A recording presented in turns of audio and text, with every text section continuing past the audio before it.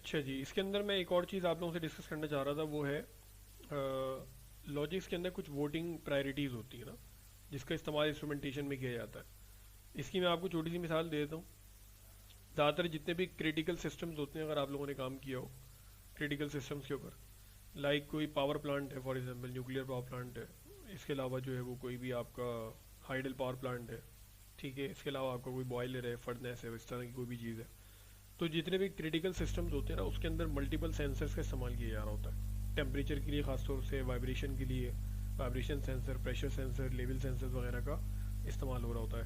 Normally PTFL कहलाते हैं, pressure, temperature, flow and level. तो ये चार तरह के पैरामीटर्स का ज़्यादातर मेजरमेंट होती है हर तरह की इंडस्ट्री में, जितनी भी प्रोसेस इंडस्ट्रीज है। तो नॉर्मली क्या होता है कि उसके अंदर डिफरेंट वोटिंग प्रायोरिटीज़ का इस्तेमाल किया है। इसका क्या मतलब है?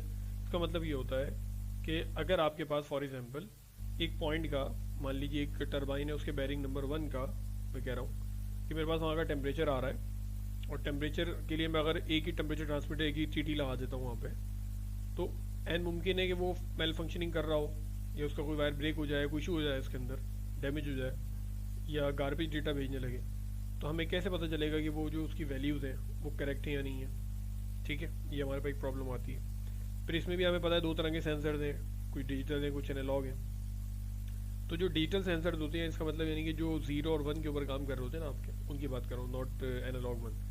तो जो डिजिटल सेंसर होते हैं उसके अंदर कुछ डिजिटल वोटिंग लॉजिक्स का इस्तेमाल किया जाता है।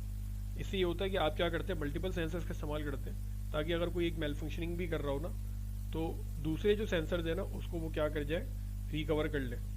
ठीक है, उसके लिए डिफरेंट किस्म की लॉजिक्स का इस्तेमाल किया जाता है, जिसके अंदर सबसे पहले आई थी आपके पास 1 आउट ऑफ 1 लॉजिक।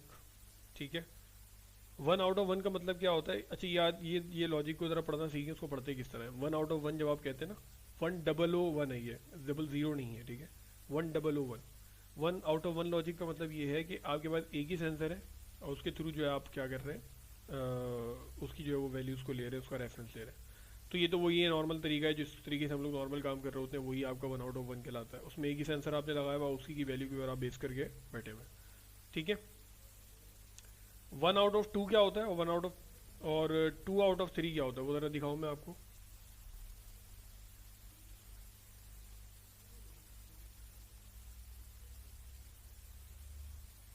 ये आपका 1 आउट ऑफ 2 कहलाता है। इसका मतलब ये आपके पास सेंसर दो हैं, आपके पास सेंसर कितने, दो हैं, लेकिन आपने उनको क्या करा, फिर सीरीज में कनेक्ट कर दिया। सीरीज में कनेक्ट करने का मतलब ये होता है, अगर मान लें वो स्विचेज हैं दो ना, तो क्या होगा कि जब दोनों स्विचेज ऑन होंगे तो आपकी आउटपुट काम करेगी। ठीक है, इसका मतलब ये कि अगर कोई एक भी मेल फंक्शनिंग कर रहा हो तो आपकी आउटपुट नहीं चलेगी। ठीक है, अगर आपका कोई बहुत ही क्रिटिकल सिस्टम है तो वहाँ पे आप 1 आउट ऑफ 2 का इस्तेमाल कर सकते हैं, जिसके अंदर आप यानी सिंपल वर्ड्स में and logic, and logic is basically what, जो हमने पीछे पढ़ी थी, उसका दूसरा नाम 1 आउट ऑफ 2 लॉजिक भी है। ठीक है, जो कि सेफ्टी पर्पज के लिए इस्तेमाल की जाती है। इसके अंदर देखिए इंपॉर्टेंट बात क्या है, ये जो हम 1 आउट ऑफ 2 कह रहे हैं ना, इसका क्या मतलब होता है? ये 1 जो रिप्रेजेंट करता है, ये रिप्रेजेंट करता है पाथ को। ठीक है, पाथ को कह लें या प्रायोरिटी को, यानी कि प्रायोरिटी किसकी है। और ये रिप्रेजेंट करता है फील्ड डिवाइसेस को, कि कितनी फील्ड डिवाइसेस है। अब ये 2 बता रहा है कि आपके पास 2 फील्ड डिवाइसेस हैं, और 1 आउट ऑफ 2 का मतलब ये है कि आपके पास कोई एक भी आउट हो जाएगा तो आपकी जो लॉजिक काम नहीं करेगी। इसको 1 आउट ऑफ 2 कहेंगे हम। इसी तरीके से ये 2 आउट ऑफ 2 है, इसमें भी दो ही फील्ड सेंसर आपके पास, बट फर्क क्या है, आपने पैरेलल में लगा दिया। 2 आउट ऑफ 2 क्या है, इसका मतलब दोनों की अपनी अपनी प्रायोरिटी है। इसमें दोनों में हर एक की किसी एक की प्रायोरिटी है, जबकि यहाँ पे दोनों की प्रायोरिटी है, इसका मतलब दोनों में से कोई एक भी ऑन होगा तो आउटपुट आपकी हाई हो रही होगी। ठीक है, इसके बाद आ जाती है 3 की, इसको 2 आउट ऑफ 3 कहते हैं। अब हमारे पास 3 सेंसर थे, 1 2 3। अब एक तो तरीका ये हो सकता है मैं तीनों को सीरीज में लगा दूँ, कोई कोई एक भी आउट होगा तो आपकी जो आउटपुट है वो क्या हो जाएगी, ऑफ हो जाएगी। वो आपके ऊपर डिपेंड करता है, आप ऑफ करा रहे हैं, ऑन करा रहे हैं, ये आप खुद देख सकते हैं। और NONC is not are case. ठीक है ना, आपको पता है हर सेंसर के अंदर वहाँ पर 3 वायर्स होते हैं। ठीक है, NONC एंड कॉमन। कोई प्रॉक्सिमिटी स्विच आप इस्तेमाल करें, लेवल स्विच यूज़ करें, आपके पास 3 वायर होते हैं। ठीक है, तो ये तो आपके ऊपर डिपेंड करता है, आप उसका NC यूज़ कर रहे हैं, NO यूज़ कर रहे हैं। ठीक है, फिर आप उससे आउटपुट को ऑन करवा रहे हैं, ऑफ करवा रहे हैं, ये भी आपके ऊपर डिपेंड करता है। ठीक है, फॉर एग्जाम्पल अगर मैं किसी फर्नेस या बॉयलर को कंट्रोल कर रहा हूँ, तो उसका जो है वो मैं अगर हीटर करवाऊंगा तो बेसिकली ऑफ करवा रहा हूँ टेम्परेचर के साथ में। ठीक है, इसी तरीके से अगर कोई एग्जॉस्ट फैन है या कोई कूलेंट है कोई उसका वेल्व है, तो उसको मैं ऑन करवा रहा हूँ, ड्रेन वेल्व है तो ऑन ऑफ जो है वो आपके प्रोसेस पे और आपकी कंडीशन पे डिपेंड करता है। हम जो बात कर रहे हैं बेसिकली वो किसकी कर रहे हैं कि फील्ड सेंसर्स अगर 2 लगे हुए तो वो आइदर सीरीज में लगे या पैरेलल में लगे। तो इसमें क्या करते हैं आप 2 आउट ऑफ 3 लॉजिक में इसका इस्तेमाल बहुत होता है, ये बहुत कॉमन है। इसमें आप क्या करते हैं कि 2-2 की सीरीज में 3 रंग बना देते हैं, उनको पैरेलल में कनेक्ट कर देते हैं। इसका मतलब क्या होता है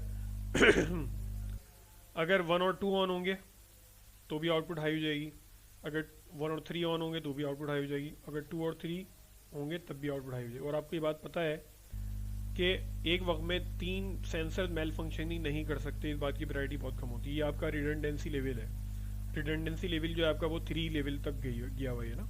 इसका मतलब ये होता है कि आपका कोई एक सेंसर मेल फंक्शनिंग करेगा तब भी 2 काम कर रहे होंगे। अगर मान ले मैं कह रहा हूँ 1 मेल फंक्शनिंग कर रहा है तो मेरे पास जो है वो ये पाथ तो फिर भी बचेगा। इसी तरीके से अगर मैं कह रहा हूँ 2 मेल फंक्शनिंग कर रहा है तो ये पाथ बाहर हो जाएगा, ये पाथ बच जाएगा। 3 मेल फंक्शनिंग कर रहा है तो ये दोनों पाथ बाहर हो जाएंगे, ये बच जाएगा। तो पता ही चला कि 3 में से कोई एक सेंसर ही आपका आउट हो सकता है, तीनों सेंसर एक साथ आउट नहीं हो सकते। तो इससे फ़ायदा ये होता है कि हमारी जो आउटपुट होती है ना उसको हम क्या करते हैं इस तरीके से रिडंडेंसी में पैरेलल में चला पाते हैं।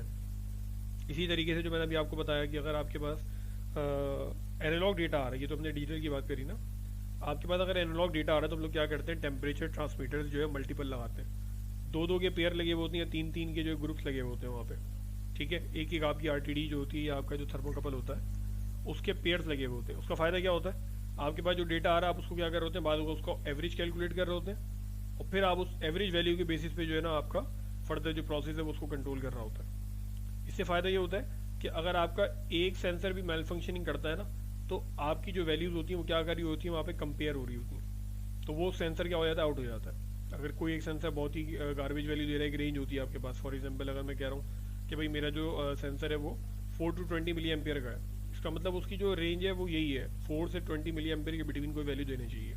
4 अगर दे रहा है वो इसका मतलब उसकी वैल्यू जो 0 है, अगर फॉर एग्जाम्पल वो टेम्परेचर को मेजर कर रहा है 0 to 100 डिग्री सेल्सियस है कंसिडर कर लें, तो 4 मिली एम्पियर देने का मतलब ये होता है कि वो 0 टेम्परेचर है आपका, 0 डिग्री सेल्सियस है। और अगर वो 20 मिली एम्पियर दे रहा है इसका मतलब उसकी मैक्सिमम वैल्यू 100% है, वो जो भी उस सेंसर की 100% होगी वो वैल्यू कंसिडर हो जाएगी। लेकिन अगर इसके अलावा कोई इस रेंज से बाहर वैल्यूज दे रहा है इसका मतलब वो गार्बेज डेटा है, आइदर वो मेल फंक्शनिंग कर रहा है या कोई नॉइजेज है, signal to noise ratio disturb, इस तरह का कोई भी इशू हो सकता है। तो ये जो है हमने आज का जो हमारा मेन टॉपिक था जिसका ताल्लुक डिजिटल लॉजिक से था, वो हमने आज जो है वो डिस्कस किया, जिसके अंदर हमने फ्लिप फ्लॉप को देखा किस तरीके से हम लोग जो है वो उसको लैडर लॉजिक पे बनाते हैं, और एक स्विच के थ्रू हम किस तरीके से जो है वो लैडर लॉजिक को इम्प्लीमेंट कर रहे होते हैं, जिसमें हम एक ही स्विच को स्टार्ट करने के लिए भी और स्टॉप करने के लिए भी इस्तेमाल करते हैं, ठीक है। सेकंड जो चीज़ हमने देखी उसका नाम था 1 out of 1, 1 out of 2, 2 out of 2 and 2 out of 3 logic, ठीक है। इन सब के हमने लॉजिक डायग्राम्स को जो है वो डिस्कस किया आज की क्लास में। तो आज की क्लास से मुतल्लिक किसी का कोई क्वेश्चन है तो वो मुझसे पूछ सकते हैं, वरना फिर हम इसको जो है वो वाइंड अप करते हैं।